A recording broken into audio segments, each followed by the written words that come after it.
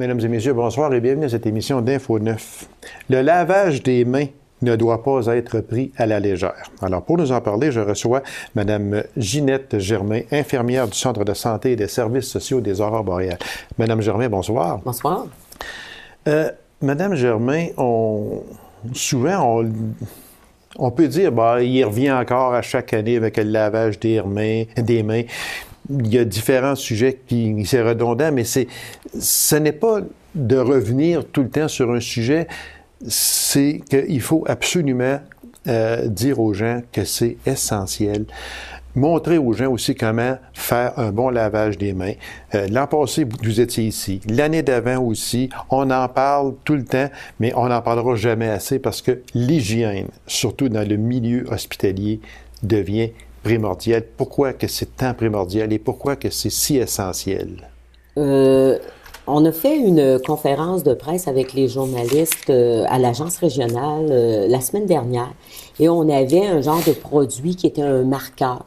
Okay. Et les journalistes ne savaient pas à leur arrivée qu'on avait mis ce produit-là sur nos mains. Alors, on donnait la main aux journalistes, on parlait avec eux autres. Quand l'entrevue a été terminée, on a fermé les lumières puis avec une petite lumière UV. Ah, oui. On a passé, puis les gens, là, ils ont resté surpris de voir où est-ce que leurs mains avaient porté. Il y en avait qui avaient des traces blanches dans le visage. On le voit pas à l'œil nu, mais avec la petite lumière UV, mon Dieu, c'est super. Oui. Peut-être que si on est capable de le faire ici, à un moment donné, on pourra peut-être faire la démonstration. Ça serait intéressant. Et on voyait les traces sur les pantalons, le visage, après les appareils photo. Partout où les mains ont été. Partout où les mains ont été. Alors, c'est très impressionnant quand les gens réalisent où est-ce que leurs mains vont. Je comprends, c'est eux autres, ils ont réalisé, ils ont dit, ben oui, c'est vrai, on pense pas qu'on peut se mettre les mains aussi souvent dans le visage. Parce que si on pense à la gastro-entérite qui se transmet, on dit dans notre jargon médical, fécalo-oral, donc qui passe de l'intestin, il faut que la bactérie soit avalée pour que les gens soient malades. Et là, c'est qu'on voit, c'est que les gens vont à la salle de bain, ne se lavent pas les mains, sont en gastro-entérite. Et puis, même qu'on sait que la gastro-entérite, elle est contagieuse 24 heures avant le début des symptômes. Donc, c'est là que toute l'ampleur du lavage de mains est essentielle. On dit que le lavage de mains peut sauver des vies. Oh oui, alors, les gens, vont à la chambre de bain, se lavent pas les mains, vont contaminer une surface, vont prendre des fruits dans un panier de fruits. On se met les mains en famille là, dans le même plat de chips, puis le soir, là, quand on écoute un petit film. Alors là, l'autre à côté va avaler la bactérie, et là, c'est pour ça que ça se transmet très facilement. C'est tellement facile d'aller chercher une bactérie, parce que, comme vous le disiez si bien, ça peut être des fruits ou des légumes dans une épicerie. C'est en plein ça. Tout le monde touche. On parlait de tomates. Non, celle-là, mais je la prends pas. Je vais prendre l'autre. Je vais prendre de ce pomme-là. Non, elle n'est pas à mon goût. Puis, mais je suis toujours étonnée de voir dans les épiceries les petits-enfants qui sont dans le panier, puis la maman ramasse un raisin, puis elle donne un petit raisin là, dans l'épicerie, ou non, elle va acheter un sac. Sans les passer à l'eau. Sans les passer à l'eau. Moi, je suis toujours un petit peu étonnée. Puis c'est vrai aussi que j'ai un regard peut-être plus critique sur le sujet. Oui, mais c'est bon de l'avoir. Puis je suis content qu'on parle de ça, Mme Germain. Bon, on va juste ouvrir une parenthèse très vitement, mais ça serait à conseiller là, aux personnes qui nous écoutent, là, ça serait à conseiller que quand on arrive à de l'épicerie avec des fruits ou avec des légumes, ne jamais les consommer sans les passer à l'eau. Toujours bien les laver, même qu'à un moment donné, ils vendaient un savon spécial pour laver les légumes, laver les fruits, mais vraiment les passer à l'eau comme il faut, les frotter, les essuyer, et puis après ça, les consommer. À la maison, on pourrait donner des petits trucs aussi, comme à la maison, les gens qui ont l'habitude de faire dégeler, parce que là, on s'en vient dans la période des fêtes, la dinde sur le comptoir, le poulet, c'est des viandes qui développent facilement de la salmonelle. À cause de la chaleur sur les comptoirs, etc. Et puis que, justement, ça va donner de la gastro-entérite. Alors, ce qui est conseillé, c'est tu mets ta dinde complètement gelée dans le four ou même le poulet, ou sinon, tu le fais décongeler au réfrigérateur. C'est sûr que c'est un peu plus long, puis il faut, si on veut faire cuire la dinde à telle date, parce qu'on reçoit, bien, si on la fait dégeler au réfrigérateur, il va falloir la mettre peut-être 3 jours avant. Je sais que c'est tant de kilos par 24 heures ou environ, là.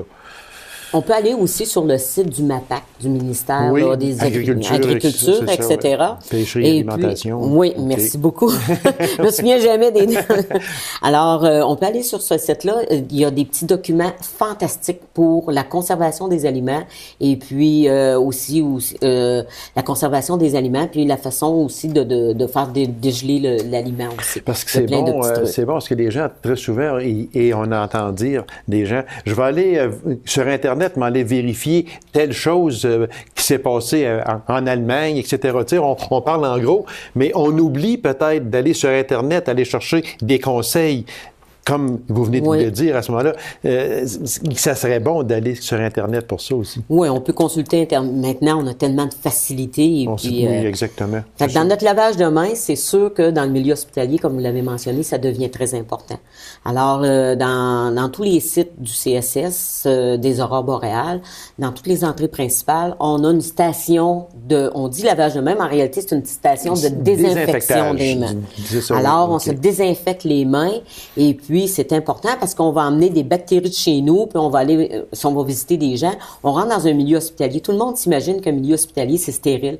Mais c'est la place où est-ce que tout le monde circule. Alors, il y a plein de petites bébites qui circulent. Puis c'est important aussi, Madame Germain, parce que là, ce que vous venez de dire, parce que moi, j'ai entendu des gens dire, pourquoi se désinfecter les mains quand on rentre à l'hôpital? C'est quand on sort, pour pas, parce que les bactéries sont dans l'hôpital. Alors, il faut le faire quand on sort, mais en rentrant, on n'a pas besoin. Mais oui, mais c'est parce qu'il y en a dehors aussi. Là. Oui, effectivement. Mais ce qu'on demande à la population, c'est que si vous avez des symptômes de gastroentérite, vous avez des symptômes de grippe, de la toux, de la température, venez pas visiter les gens sur les départements. Exactement, restez à la maison. Vous pouvez téléphoner. Ça se fait bien. Et puis, mais restez à la maison. Ne venez pas à l'hôpital. Si vous devez venir à l'hôpital pour des raisons spécifiques, pour un rendez-vous, pour une consultation, pour aller en radiologie au laboratoire, à l'entrée, il y a une disponibilité de masques. Alors, on va porter un masque, on fait de la toux. Et ce que je remarque, et puis moi, quand je circule dans le réseau, puis que je me promène, puis que je vois des visiteurs ou je vois des gens qui viennent en consultation, qui portent leur masque adéquatement, parce qu'il y en a beaucoup qui le portent en bas du nez, mais les voies respiratoires, c'est tout branché ensemble. Alors, la bactérie qu'on peut avoir dans la gorge peut aller aussi par le nez. Alors, c'est important de bien le porter adéquatement, de se laver les mains, de se désinfecter les mains. J'avais apporté un petit liquide ici. Oui. Peut-être donner une démonstration. Là. Je sais que vous le faites à chaque année. On le fera jamais assez parce qu'il y en a des fois des gens qui ils vont mettre ça ici. OK, je suis correct. Mais c'est pas on a nos ça. écologiques, eux autres, qui vont s'ouvrir la chambre quand ils vont parce qu'on on fait une campagne présentement, puis on parle de l'écologique. Alors, l'écologique, c'est la personne qui va ouvrir juste les champs bleus puis qui va faire ça comme ça en dessous de l'eau, puis dans sa tête, c'est fini, c'est bien fait. Le gel alcoolisé, ce qu'on va faire, c'est qu'on va aller chercher vraiment une bonne quantité et on va aller passer nos ongles avec notre pouce. On va aller ici, on va aller passer aussi notre autre main. Le chanceux, c'est celui qui se décroise pas les doigts. Alors, le chanceux. Alors, nous, on n'est pas chanceux, donc on va faire entre nos doigts. Et le positif, c'est celui qui oublie toujours de se laver les pouces. Alors, il faut faire les pouces. Il faut jamais les oublier. Fait que c'est sûr que la plupart des gens vont se laver les mains avec de l'eau ou du savon, puis ils vont faire ça. On est tous portés à faire ça, mais on oublie souvent qu'on a nos pouces, puis nos doigts aussi. Et entre les doigts. Entre les doigts. Oui, effectivement, là, entre les doigts. Puis on n'a plus raison aujourd'hui de ne pas se désinfecter les mains parce que même c'est rendu que à peu près partout, même dans les épiceries, dans les commerces en général, il y a des endroits, puis il y a des désinfectants à main. Fait que c'est pas seulement à l'hôpital, c'est pas seulement quand on sort de l'hôpital qu'il faut se désinfecter les mains. C'est beaucoup plus que ça. C'est beaucoup plus que ça, puis on doit cette nouvelle façon de vivre à notre fameuse pandémie qu'on a connue en 2009. Ça l'a réveillé beaucoup de gens. H1N1, oui. Oui, ça l'a réveillé beaucoup de gens. Alors, c'est sûr et certain que partout, on a instauré des choses, même à l'épicerie, des lingettes à l'entrée pour désinfecter on voit ça, les poignées de carrosse. Oui, exactement. C'est super bien. Fait que depuis cette fameuse grippe A-H1N1, ça a parti de là quasiment.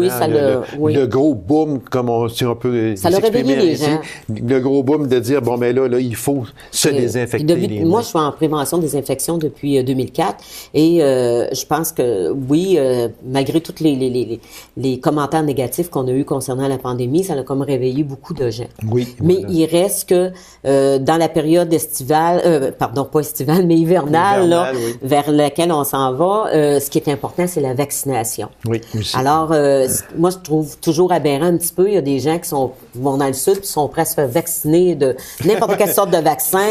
Ils vont être malades, c'est pas grave, mais se faire vacciner contre l'influenza, mais ça devient important pour se protéger notre population. Madame Germain, c'est tout le temps que nous avions. Merci infiniment. Puis, n'oubliez pas, désinfection des mains, c'est très important. Je vous remercie beaucoup, madame. Merci, M. Lacasse. Alors, mesdames et messieurs, courte pause et on revient immédiatement après. Restez avec nous.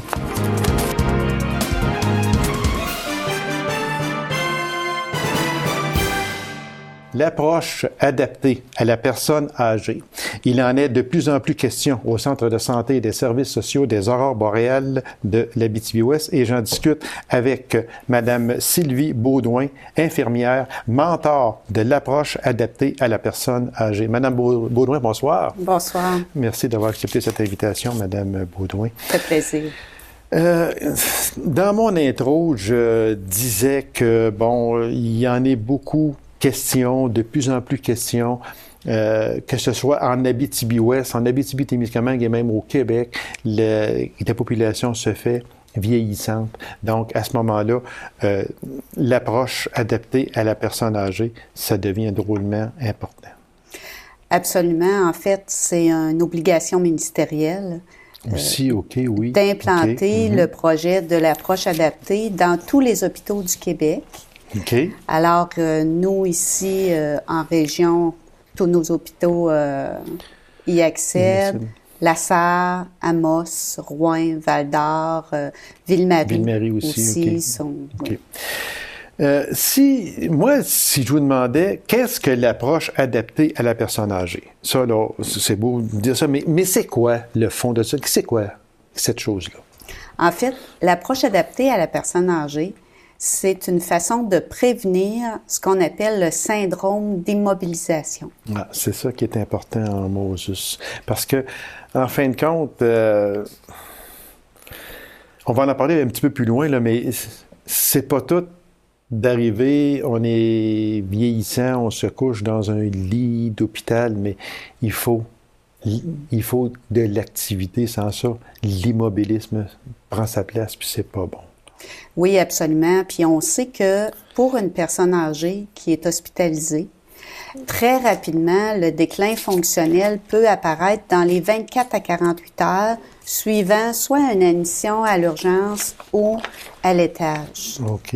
Ça aussi, c'est ce qui arrive à ce moment-là, c'est que quand on parle, j'aime pas jouer avec les statistiques, là, mais il y a des fois juste pour éveiller un petit peu les sens, puis dire on est rendu là, mais oui, parce que quand on parle que en 2025, c'est quand même pas si loin que ça, en 2025, il y aura 2 milliards de personnes âgées qui avanceront en âge, puis en 2030, 26% de la population aura 65 ans et plus.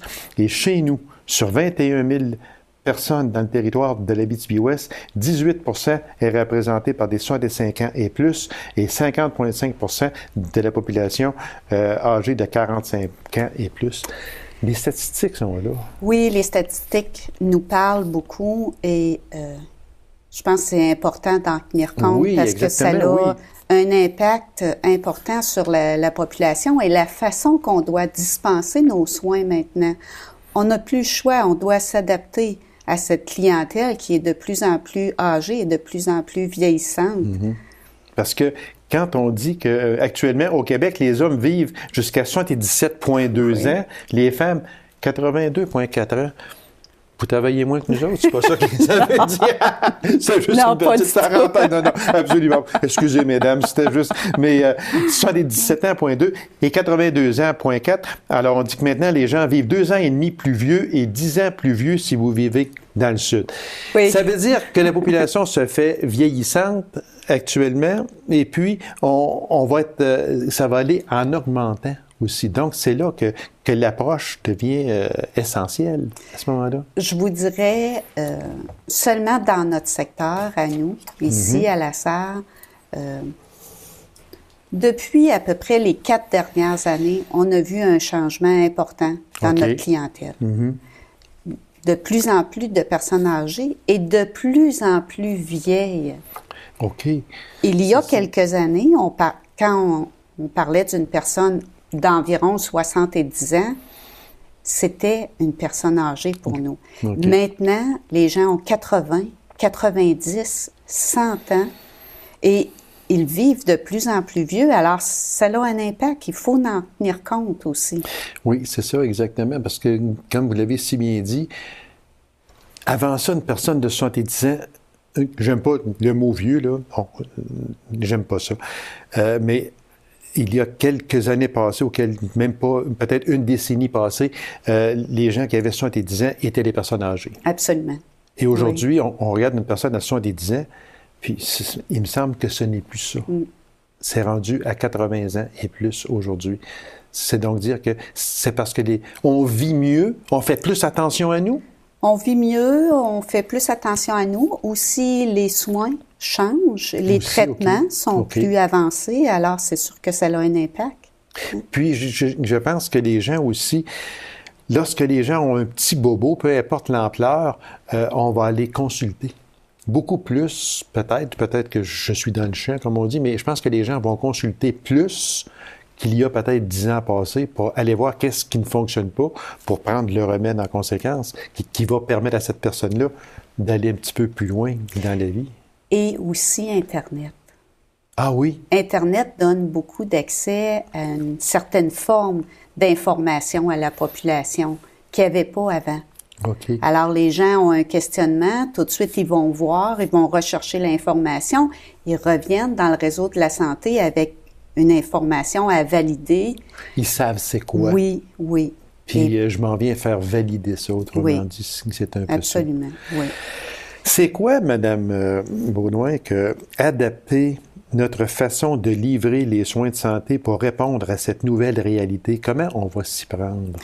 Présentement, nous, à l'urgence de l'hôpital de la SAR, quand les gens âgés arrivent, soit 70 ans et plus, ou moins de 70 ans, mais multi-hypothéqués avec un profil gériatrique, on va avoir ce qu'on appelle un outil de repérage qui est le Prisma-7. OK, oui, j'ai ça ici dans mes outils, dans mes notes, pardon. Outils de repérage utilisés à l'urgence, soit Prisma-7. C'est quoi Prisma-7? En fait, quand la personne âgée arrive à l'urgence, tout de suite, il y a une infirmière qui va lui poser certaines questions très spécifiques par rapport à la personne âgée. Et si le résultat nous donne 4 et plus, alors, quand la personne va avoir son congé de l'hôpital, il va avoir une infirmière qui va l'appeler à domicile. Exemple, Madame Tremblay vient consulter à l'urgence pour un problème de foie. Elle sort, l'infirmière l'appelle à domicile, elle lui dit, Madame Tremblay, vous êtes venue consulter tel jour pour un problème de foie. On a décelé des besoins, des problèmes que vous aviez, comment ça va? Et là, en fonction de l'état de la personne, si elle a besoin des services, elle est référée au service de la première ligne. Alors, ça nous permet de faire un dépistage des personnes âgées qui pourraient avoir besoin. C'est donc dire qu'à ce moment-là, le suivi devient primordial. Oui, absolument, oui. J'aimerais qu'on revienne sur une chose, Mme Baudouin, qu'on a passé très vite, mais seulement que je veux revenir parce que c'est très important, c'est le fameux syndrome d'immobilisation. Ça, on dit que c'est dû à un alitement ou la réduction temporaire de mobilité secondaire à la maladie. Cela amène un déconditionnement qui peut durer 24 heures suivant l'admission. C'est quoi exactement? En fait, l'approche adaptée à la personne âgée a été bâtie sur des études avec l'Université de Montréal et l'Université de Sherbrooke, qui ont découvert que déjà dans les 24-48 heures suivant l'admission d'une personne âgée à l'urgence, elle est à haut risque de présenter un déconditionnement, soit parce qu'elle ne marche pas, elle est alitée, soit parce qu'elle n'a pas ses appareils auditifs, ses verres correcteurs, elle n'est pas dans son milieu. Ça arrive aussi que les gens sont isolés. La famille est là, la famille n'est pas là. C'est pas son monde, comme on dit, là, les intervenants. Oui. Alors, plein de facteurs. La personne âgée arrive aussi parce qu'elle est malade, alors elle a besoin de soins. Elle est déstabilisée dans plusieurs sphères de sa vie qui peut l'amener, vers un déconditionnement. Et c'est là l'importance d'agir très rapidement. Ils se sont rendus compte que si on intervient dans les 24-48 heures pour garder l'activité, garder les activités de la vie quotidienne, être capable de s'alimenter seul, aller à la toilette, faire son hygiène, être continent, juste cette petite routine-là quotidienne peut faire en sorte de maintenir l'autonomie de la personne âgée. OK. Et de réduire par le fait même l'hospitalisation et de lui permettre de retourner chez elle. Est-ce que c'est ça que ça veut dire, Mme Beaudoin? Parce que de plus en plus, aujourd'hui, on va voir une personne qui va subir une opération. Même, on parle d'opération au cœur. Puis, mon Dieu Seigneur, presque de la même journée ou le lendemain, la personne, elle est debout. Pas qu'on la force, là, j'aime pas ce mot-là, là, mais c'est qu'on lui demande de faire un effort pour revenir sur ses deux pattes, comme on dit, le plus vite possible. C'est un peu ça. Oui. Vous savez, il y a plusieurs années, il y avait une croyance qui disait, quand on est hospitalisé, on doit rester au lit, reprendre des forces. Maintenant, non. Et maintenant, en plus, ce qu'on dit aux gens, c'est l'âge est un critère pour se mobiliser encore plus rapidement si on veut garder nos forces. Alors oui, l'exemple que vous donnez, effectivement, que ce soit un adulte ou une personne âgée, il faut se mettre en action rapidement si on veut garder notre force musculaire, notre endurance. C'est important. C'est important. Parce que quand on dit qu'une personne âgée couchée dans un lit d'hôpital, il lui faudra 3 jours pour récupérer. Pour une semaine, 3 semaines de récupération. Oui. En plus, il est possible également d'aller vers qu'elle ait une perte musculaire de 1 à 3 %. Oui. Fait que c'est ça qu'on veut éviter. Absolument, oui. Et c'est important parce que la personne âgée, ça lui prend plus de temps à récupérer. Alors, ça a un impact sur sa vie au quotidien. Si la personne âgée est hospitalisée, imaginez, par exemple, 1 mois, on parle de 3 mois de récupération. Elle va retourner chez elle, plus faible que quand elle est rentrée à l'hôpital. Alors, ça a un impact sur tout. La vie quotidienne, les commissions, les rendez-vous, tout. Tout s'enchaîne. Oui, et le moral aussi. Et voilà, exactement. Donc, fini le temps où on s'en va à l'hôpital, puis on est immobile, puis on regarde passer les gens dans le passage. C'est terminé. Oui, absolument. Et c'est beaucoup aussi la responsabilisation de la personne âgée de voir l'importance de se mettre en action et de conserver ce qu'elle a. Exactement. Oui. Utilisation d'outils cliniques. Oui. C'est quoi exactement? Présentement, on a un outil clinique qui est utilisé par l'Université de l'Hôpital de Montréal, qui s'appelle l'AINE. C'est l'acronyme AINE. En fait, le A, c'est pour autonomie, mobilité. Le I, intégrité de la peau. Le N, nutrition, hydratation. Le E, c'est élimination urinaire et fécale. L'autre E, c'est l'état cognitif, les comportements. Et le S, c'est l'état de sommeil. Alors, tout au long de l'hospitalisation de la personne âgée, l'outil AINE est utilisé en arrivant au départ et pendant l'hospitalisation pour suivre l'état de la personne âgée, comment elle réagit aux soins et aux traitements qu'elle reçoit. Ça devient Moi, là, c'est que je trouve depuis peut-être, mais depuis que je fais des émissions avec le réseau de la santé, ça fait, disons, peut-être 3 ans. Là, parce que, comme j'avais dit à M. Fortin déjà, il faut démystifier absolument la grosse boîte quand on rentre à la SAR. On rentre là parce qu'on est malade, puis c'est tout ce qu'il y a là-dedans. Il y a tellement de choses. C'est pour ça que le but de ça, c'est de faire connaître qu'est-ce qui se passe dans l'hôpital. Comme une personne comme vous, c'est bon que les gens sachent qu'il y a un programme qui est fait pour les gens qui sont hospitalisés, mais qui n'en viennent pas au fameux syndrome de l'immobilisation. Vous êtes une personne qui est responsable dans ça, puis c'est pour démystifier tout ça, et vous en êtes un exemple frappant avec tout ce que vous nous dites aujourd'hui. Fait que c'était un peu là, le but premier de cette série d'émissions-là.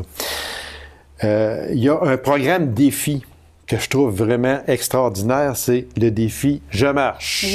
Oui. Parlez-nous-en, Mme Baudouin. C'est un beau projet qu'on a travaillé avec cœur sur ce projet-là, toujours pour les personnes âgées, dans le cadre de l'approche adaptée à la personne âgée, dans le but que les gens puissent bouger, se mobiliser.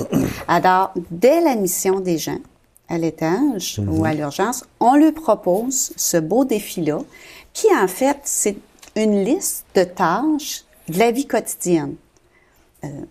Aller s'alimenter au fauteuil, faire sa toilette au lavabo, circuler dans la chambre, dans le corridor, s'habiller, où les gens peuvent cocher ce à quoi ils veulent participer. Et ça, toujours en collaboration avec la famille. Et ils sont libres d'ajouter ou d'enlever des tâches tout au long de l'hospitalisation. Oui. À la fin, quand les gens ont leur congé, on leur remet un diplôme. C'est bien. Oui, on leur remet une attestation, comme de quoi qu'ils ont participé au défi Je marche, et on leur remet le programme entre les mains.